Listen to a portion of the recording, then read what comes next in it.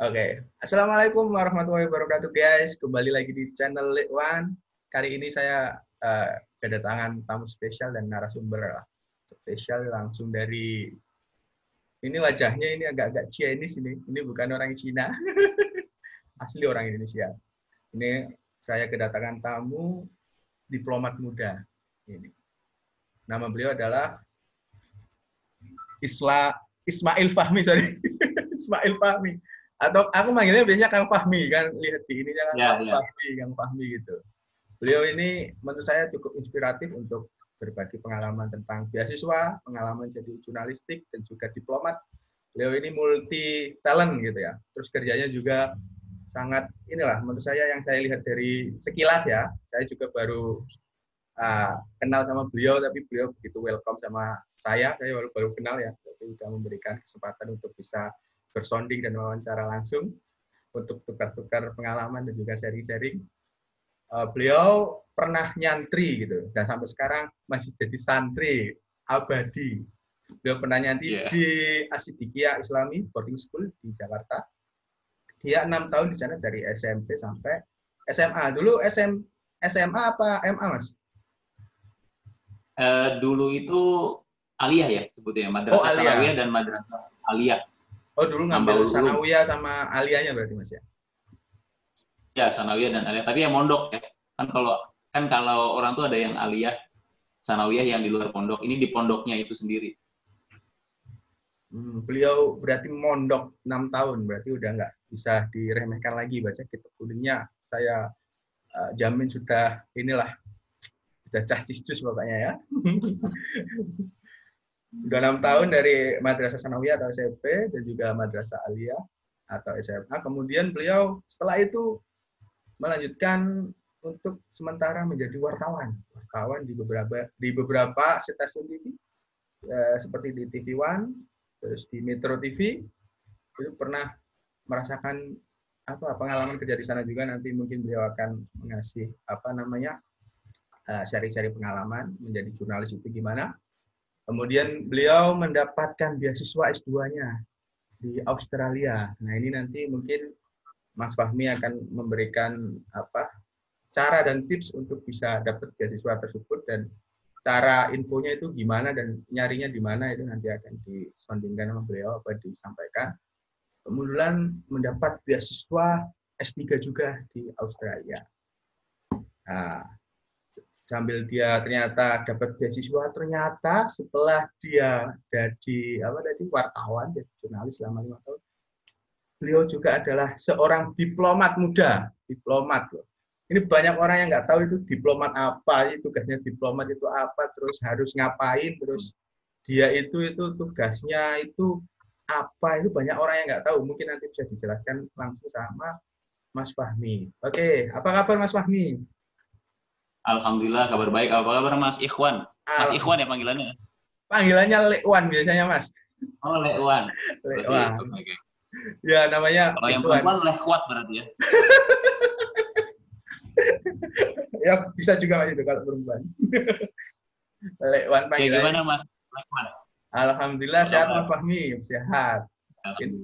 Saya ketemu Mas Fahmi ini dulu pas acaranya Om Deddy Kobuser, pas YouTubers form YouTuber ya Mas ya, Mas Fahmi bela-belain. Ya. Waktu itu dari luar negeri ya Mas ya, langsung datang ke acara itu ya? Iya, itu dari luar negeri langsung datang, terus jadi kalau orang bilang party pooper.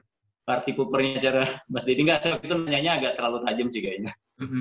Jadi mungkin Mas Lekwan juga ingatnya gara-gara itu juga kali ya. Saya nanyanya sangat menghujam.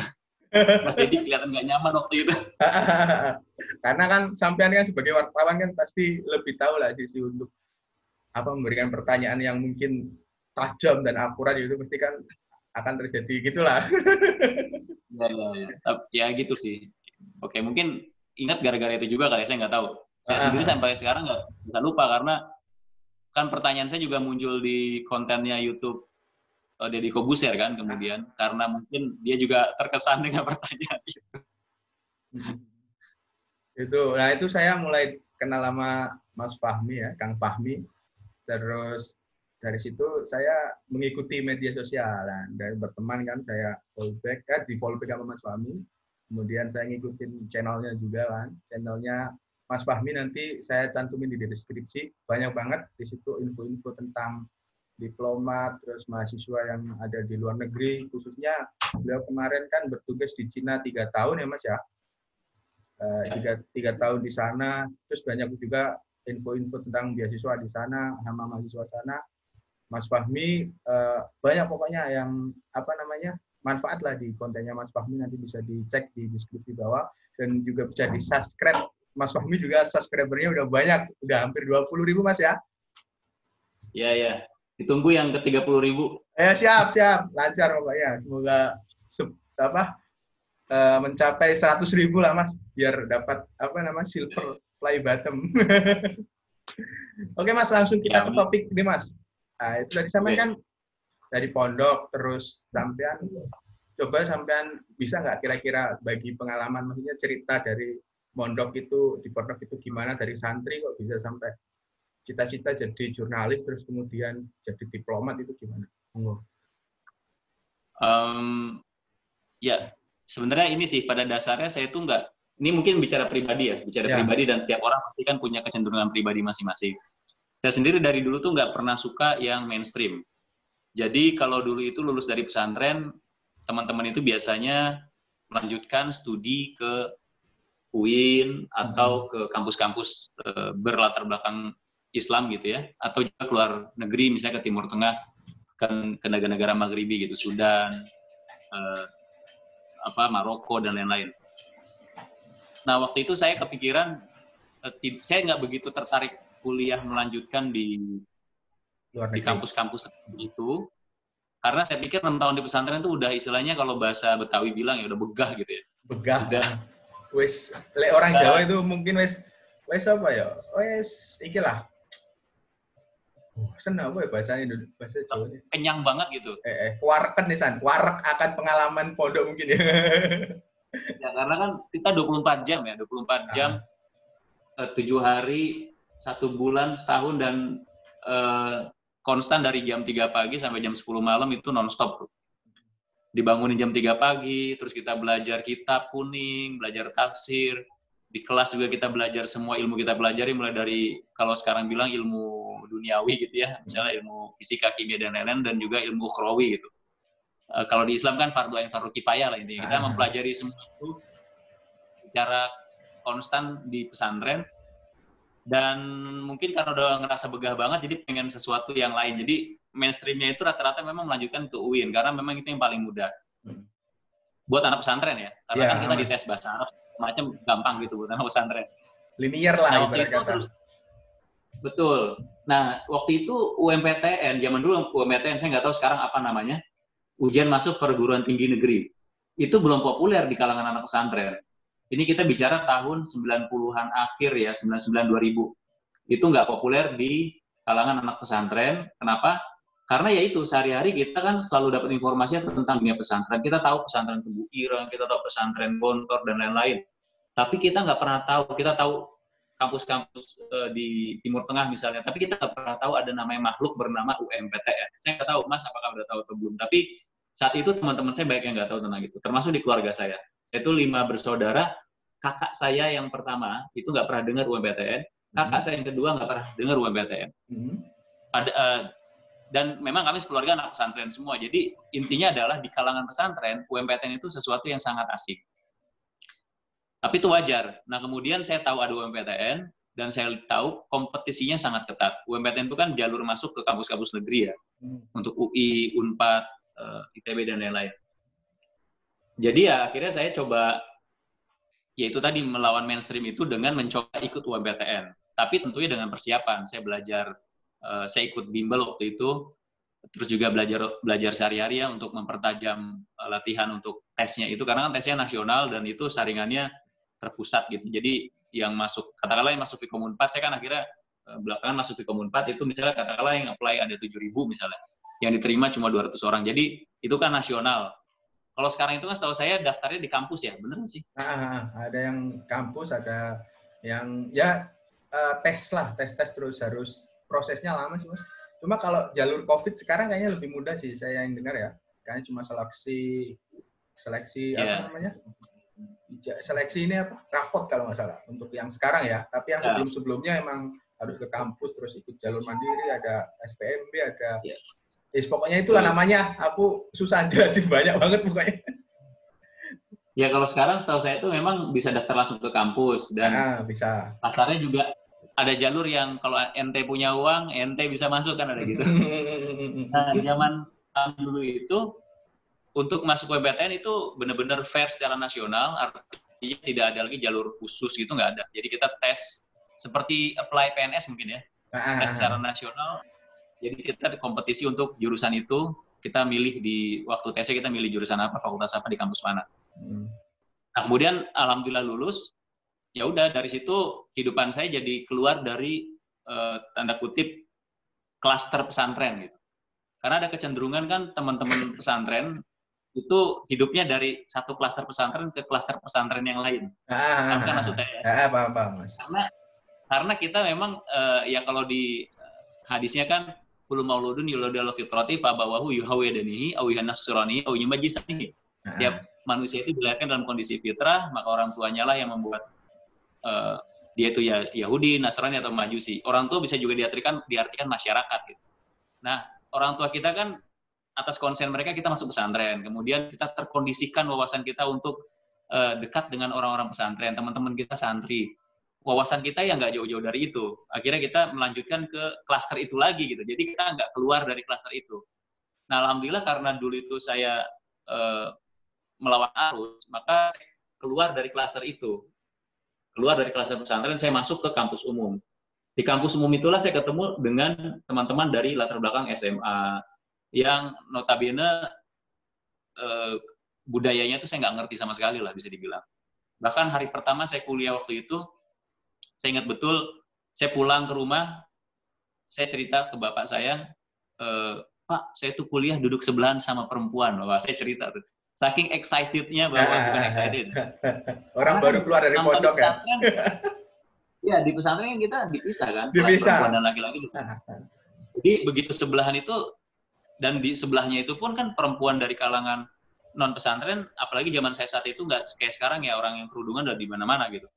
Itu pakaiannya minim, terus terbuka dan lain-lain. Pokoknya buat saya itu ada pengalaman internal yang mungkin orang-orang latar belakang umum tuh nggak pernah tahu rasanya seperti apa, tapi itu buat saya berkesan banget dan itu membuat saya terbuka dengan bahwa di luar sana ada kehidupan lain yang klaster dunia lain yang perlu saya pelajari lebih dan pahami lebih dalam lagi. Nah dari situlah wawasan saya mulai terbuka dengan hal-hal di luar klaster pesantren itu. Kemudian di sana karena Vkom 4 belajar jurnalistik, dididik menjadi wartawan. Saya memilih jurnalistik juga belakangan sebetulnya, karena setelah saya pelajari ternyata jurnalistik itu adalah bidang kajian yang membuat kita untuk terus belajar gitu. Dan di pesantren kan kita lagi-lagi diajarin juga mencari ilmu dari minal mahdi ilal lahdi, terus juga talabul ilmi fardhu talabul muslim wal muslimat. Pokoknya mencari ilmu itu sesuatu yang sangat penting dalam tradisi keislaman ya. Dan ternyata jurnalistik itu adalah jurusan yang memungkinkan kita untuk terus belajar tentang apapun tanpa mengenal batas waktu, ruang, dan usia. Jadi benar-benar membuka pikiran kita terus. Jadi pikiran kita selalu dibuka gitu. Jendela kita dibuka, pintu kita dibuka, pintu hati, pintu pikiran, dan lain-lain itu harus terbuka. Kalau orang-orang yang masuk dunia jurnalistik dan dia tidak memiliki pikiran yang terbuka dan hati yang terbuka, itu mustahil. Karena untuk membuat sebuah karya jurnalistik, kita harus membuka pikiran kita selebar-lebarnya terhadap apapun informasi yang ada di depan mata kita. Jadi kita tidak menolaknya gitu. Jadi saya tertarik di dunia itu dan akhirnya belajar jurnalistik karena saya tertarik dengan bahwa ini adalah proses untuk belajar secara terus-menerus, diajarin toolsnya seperti apa, bagaimana melihat realita, bagaimana menganalisa sebuah masalah, bagaimana ini dampaknya buat publik seperti apa, dan seterusnya. Kemudian lulus dari sana langsung jadi wartawan, sekian tahun berpindah-pindah dari satu kantor ke kantor yang lain, dan terakhir saya di TV One. TV One terakhir berarti, Mas? Kenapa? Di TV One berapa tahun, Mas? Saya 2 tahun. Saya sebetulnya generasi pertamanya TV One. Jadi waktu itu TV dibeli oleh Bakri ya. Dan dulu LaTV ya, Mas? Kalau nggak salah. Kang. Dulu LaTV. Saya generasi pertama tuh kalau mungkin teman-teman ingat sekarang, Grace Natali, terus siapa Tina Talisa itu teman satu tim lah. Itu generasi pertama TV One tuh itu. Kemudian setelah 2 tahun di TV One, saya terakhir itu ditugasin liputan Perang Gaza tahun 2009. Mungkin kalau Mas Lekwan masih ingat, tahun 2009 tuh ada Perang Gaza. Perang Gaza, pernah. Nah, saya ditugaskan ke sana oleh TV One bersama satu teman lainnya untuk liputan langsung selama beberapa hari, selama 33 hari kalau nggak salah total perjalanannya. Nah, kemudian nggak lama dari situ saya pindah ke Kementerian Luar Negeri. Nah, proses itu kan sebetulnya proses saya untuk keluar dari mainstream yang selalu yang kita kecenderungannya mengikuti ya. Hidup kita kan kecenderungannya mengikuti arus aja gitu. Nggak berani ngambil dari pesantren, ini. Dari pesantren saya keluar ke dunia umum, kuliah di kampus negeri. Kemudian bekerja menjadi wartawan sekian puluh tahun, kemudian saya jadi diplomat. Perlu diketahui juga bahwa jurnalis dan diplomat itu sebetulnya pekerjaan yang bertolak belakang dalam arti mendasar ya. Gini. Kalau jurnalis itu melaporkan itu untuk publik. Jadi ketika kita membuat laporan, mencari, mengumpulkan, mengolah, dan menyajikan informasi itu untuk publik. Tapi kalau menjadi diplomat, maka kita mencari, mengumpulkan, mengolah, dan menyajikan informasi, tapi itu untuk pemangku kebijakan. Sifatnya terbatas dan rahasia banyaknya. Memang kami ini adalah intelijen terbuka, jadi ditugas setiap negara tuh sudah sama-sama tahu lah kalau ada diplomat Cina misalnya di Indonesia, maka tugas mereka adalah mata-matain Indonesia, dan sebaliknya juga tugas diplomat Indonesia di Cina adalah memata-matai Cina, tapi bukan dalam arti negatif ya. Kita itu memata-matai adalah supaya tidak ada salah paham, supaya ngambil kebijakan yang benar, dan seterusnya. Jadi ini kan dua kutub yang sangat berbeda, karena kalau misalnya jurnalis ini melaporkan ke publik, yang satu ini melaporkan ke negara. Nah, ini sifat informasinya pun berbeda. Yang ini kan sifatnya terbuka informasinya. Ini sifatnya rahasia tertutup sebagian besar. Dan kalau wartawan itu cenderung bad news is good news. Tapi kalau diplomat, good news is a good news gitu. Kita tidak mencari kabar buruk karena kita selalu mencoba mencari informasi-informasi yang akan ada kontribusinya untuk kerjasama negara-negara, bilateral, regional, maupun multilateral. Nah, kalau kecenderungan jurnalis itu ketika memberitakan itu kan bisa berdampak destruktif ya. Maksudnya bukan dalam arti negatif. Bisa membuat instabilitas gitu. Nah, sementara diplomat itu adalah profesi yang mencoba mencari stabilitas. Jangan sampai terjadi huru-hara, jangan sampai terjadi. Jadi memang ini dua profesi yang sebetulnya sangat bertolak belakang.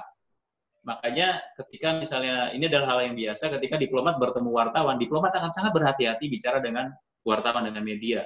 Karena mereka tahu apa-apa yang keluar dari mulut diplomat itu bisa di-frame sedemikian rupa oleh media, sehingga bisa berdampak buruk juga buat diplomat itu maupun negara yang diwakilinya.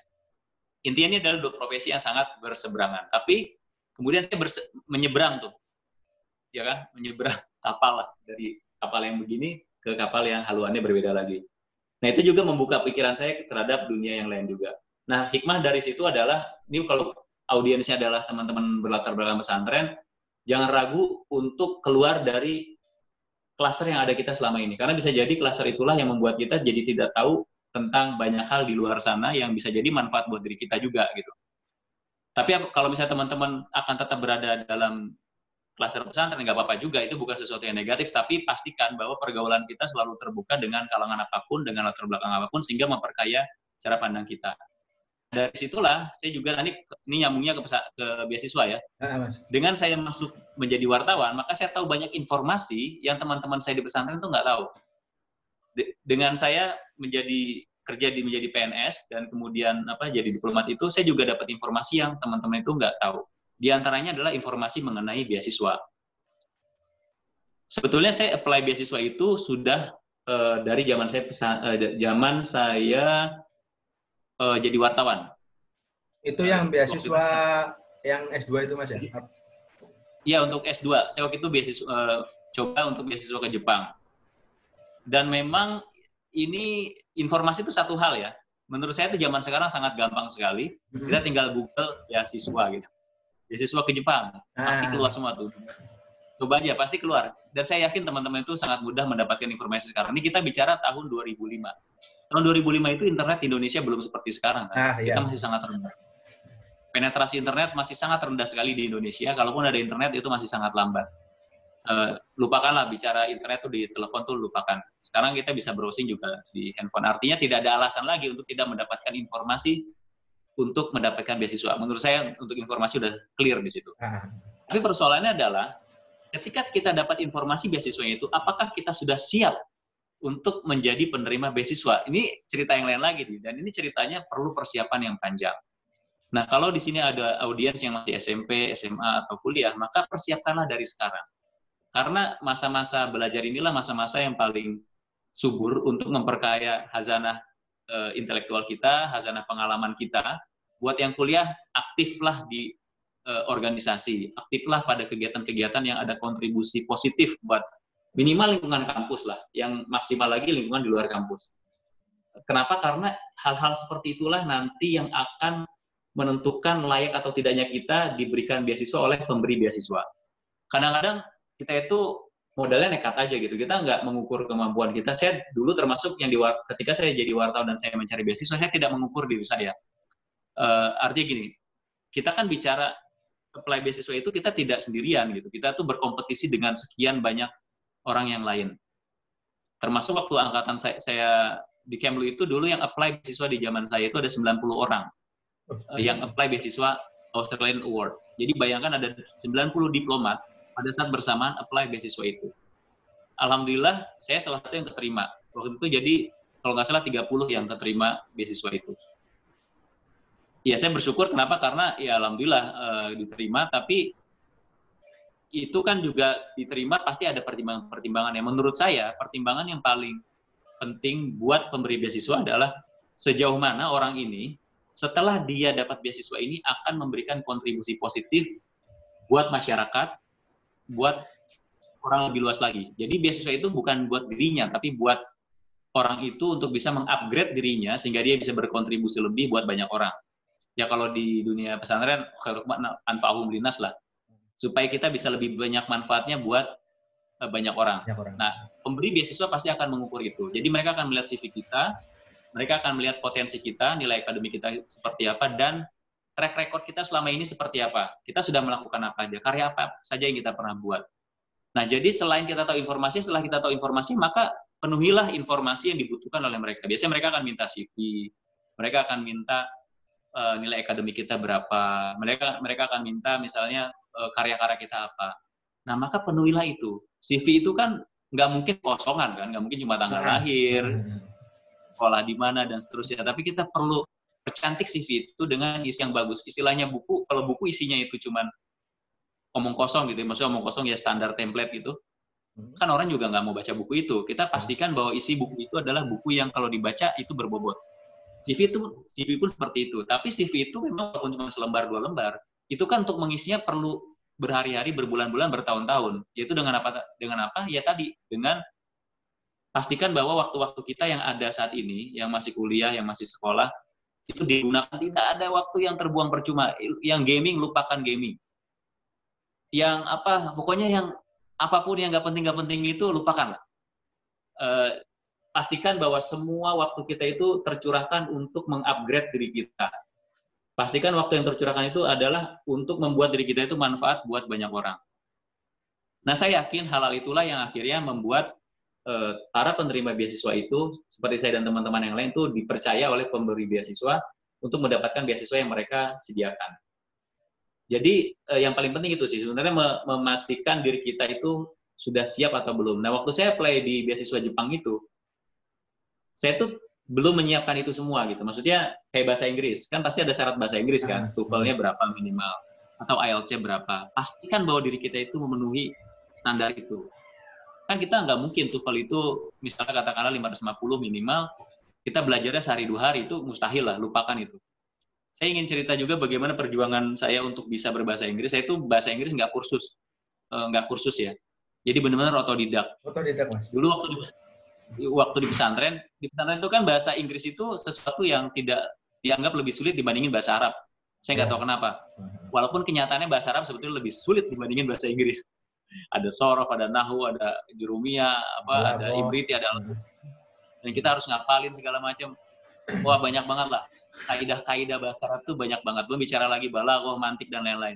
Tapi intinya menurut saya bahasa Inggris tidak lebih sangat lebih mudah dibandingin bahasa Arab. Tapi nggak tahu kenapa zaman pesantren, itu lagi tadi ya, saya anti mainstream. Jadi waktu pesantren teman-teman belajar bahasa Arab, saya tekun belajar bahasa Inggris. Karena di pesantren itu bahasa Arab kayak taken for granted aja gitu. Kita dengan istilahnya sebahlul-bahlulnya pesantren gitu ya, sebodoh-bodohnya pesantren, bahasa Arab bisa lah gitu. Minimal standar bisa lah. Ya min ainanta betul. Ana kul kalimat baku gitu-gitu. Ya, naam. Ya pokoknya yang kaidah-kaidah bahasa Arab, nausorof dasar kita udah ngerti lah. Itu sebodoh-bodohnya pesantren yang mondok ya, yang sehari-hari wajib berbahasa Inggris. Ini saya cerita bagaimana saya membekali bahasa Inggris. Di pesantren saya itu dulu ada namanya waktu yang dialokasikan untuk belajar, mutolaah namanya. Mutolaah. Itu dari jam 8 malam sampai jam 10 malam. Yang saya lakukan adalah, saya akan bawa buku grammar bahasa Inggris, kamus, buku-buku bahasa Inggris yang ada saat itu. Ini kita bicara tahun 90-an ya. Lupakan internet, lagi-lagi lupakan internet, lupakan sumber-sumber buku yang kaya. Ini kita di pesantren, tentunya sangat terbatas. Saya bawa buku bahasa Inggris apapun yang saya punya, yang itu juga cuma 1-2 kalau nggak salah. Dan buku grammar, saya belajar sendiri. Jadi sebetulnya ketika saya masuk kelas, saya udah ngerti semua yang diajarin di kelas tentang subjek bahasa Inggris itu. Nah, jadi kita perlu bekerja extra mile sebetulnya untuk mengupgrade diri kita. Apapun alasan keterbatasan kita. Lagi-lagi saya tuh nggak kursus ya. Dan ini di pesantren kita nggak bisa nonton film, nggak bisa nonton TV. Dan kalau saya liburan ke rumah, yang saya lakukan adalah saya akan nonton film barat misalnya. Saya akan tutup terjemahnya dengan buku. Jadi saya akan coba nangkep tuh dia ngomong apa. Betapa sulitnya tahun 90 untuk belajar bahasa Inggris. Jadi sekarang tuh sebetulnya fasilitas itu ada semua. Di internet ada semua. Kalau kita mau dengerin YouTube, nonton YouTube, podcast, yang konten bahasa Inggris sangat banyak sekali dengan subtitlenya bahkan, dengan berbagai bahasa. Jadi pastikan diri kita upgrade bahasa Inggris kita. Pasti bisa. Kalau otodidak bisa, apalagi yang belajar dengan fasilitas sekarang yang sudah sangat kaya dengan berbagai sumbernya. Dulu dengan segala keterbatasan, alhamdulillah bisa. Tapi itu kan nggak langsung juga. Waktu saya apply beasiswa Jepang pun itu masih kurang. Dan termasuk masuk Kemlu pun kan juga harus bahasa Inggrisnya juga harus minimal 550 TOEFL-nya waktu itu. Itu kan juga perlu persiapan juga untuk bisa mencapai TOEFL 550 minimal. Dan itu nggak mudah lagi-lagi. Itu perlu kerja keras. Nah, makanya pastikan waktu sekarang ini untuk mengupgrade diri kita sehingga kita bisa lolos threshold lah. Lolos batas minimum yang dipersyaratkan oleh pemberi beasiswa itu. Kalau bahasa Inggrisnya TOEFL 550, ya udah siapkan untuk 550. Atau IELTS-nya 6,5, siapkan IELTS-nya 6,5. Itu untuk bahasa Inggris. Kemudian untuk yang lainnya pengalaman kerja, terus juga pengalaman organisasi, itu juga penting. Diisi tuh dengan yang baik-baik ya. Waktunya diisi dengan kegiatan yang baik-baik, yang kontribusi buat masyarakatnya jelas. Tunjukkan portofolio kita di dalam CV kita. Dan yang paling penting juga, tujuan kita untuk S2 itu apa? Apakah mungkin buat gaya-gayaan aja misalnya, buat ya pokoknya alasan-alasan itu harus pastikan itu kita tahu untuk apa itu kita belajar itu. Nah nanti kalau udah itu semua kita punya, baru kita akan lebih mudah untuk apply. Setelah itu udah tinggal di kitanya ketika wawancara, karena biasanya ketika dokumen-dokumen sudah terpenuhi, jadi pastikan dokumen terpenuhi termasuk tadi ada TOEFL, IELTS, CV, academic record, catatan akademik, semua dilampirkan, disampaikan. Setelah itu akan ada wawancara. Nah, wawancara ini juga yang faktor penting, karena di wawancara inilah bagaimana kita berusaha meyakinkan orang lain bahwa kita adalah kandidat yang layak untuk mendapatkan beasiswa. Di sini, kalau buat teman-teman yang mungkin tidak terbiasa untuk berbicara di depan umum, karena ada panelnya biasanya, waktu yang AAS, kalau nggak salah 2 orang, satu dari Australia, satu orang Indonesia, dan waktu saya beasiswa 2 ya, AAS dan LPDP. LPDP itu panelis ada 3, satu sepertinya seorang psikolog, satunya lebih ke secara akademiknya seperti apa, satunya lagi lebih secara umum. Tapi ada 3 panelisnya. Nah itu adalah faktor kunci lainnya. Jadi setelah kita lulus administrasi, maka kita diantaranya akan dites secara langsung melalui wawancara. Di situ kita harus bisa meyakinkan kenapa kita ngambil jurusan itu, kenapa misalnya kita mau riset tentang itu. Kita harus yakinkan kepada penguji itu bahwa kita memang layak untuk menerima beasiswa itu. Udah jelas belum ya? Jelas Mas, sangat jelas, sangat jelas dari akar sampai ininya jelas banget itu. Dari awal Mas harus mempersiapkan bahasa, terus harus mempersiapkan dari sekarang, maksudnya yang orang-orang kalau emang anak-anak zaman sekarang yang udah mau ke luar negeri ya emang harus mulai belajar dari dia masih SMA atau SMP biar mempersiapkan untuk ininya planning ke depannya itu biar benar-benar siap untuk menghadapi kalau emang pengen ke luar negeri itu tadi gitu. Berarti tadi Mas sampean kan sudah jelasin begitu banyak dinamika dari dulu, apalagi masih keterbatasan soal internet, informasi kan masih sangat minim. Kalau sekarang kan udah plusnya kan enak sekarang karena udah internet itu sangat terjangkau ya, terus kita juga nyari informasi juga sangat gampang. Cuma kan lagi-lagi kita kan mungkin karena orang-orang kadang pengen pengen dapat beasiswa ke luar negeri kan yang dilihat kan wah enak saya ke luar negeri bisa liburan ya gini-gini, nggak memikirkan kamu di sana itu sebenarnya untuk belajar untuk gimana kamu bertarung untuk mendapatkan sebuah apresiasi atau sebuah nanti saingan-saingan kamu kan di sana bukan orang Indonesia aja, malah seluruh dunia di sana gitu loh. Kadang-kadang orang-orang yang pengen ke sana kan kadang-kadang sebagian kan nggak memikirkan sampai situ, Mas. Aku pengen ke sana biar keren gitu, itu kan yang saya lihat ya. Beberapa kan mungkin ada yang pikiran gitu. Sebetulnya syarat itu yang diberikan oleh pemberi beasiswa sebetulnya adalah syarat yang untuk kebaikan diri kita juga loh.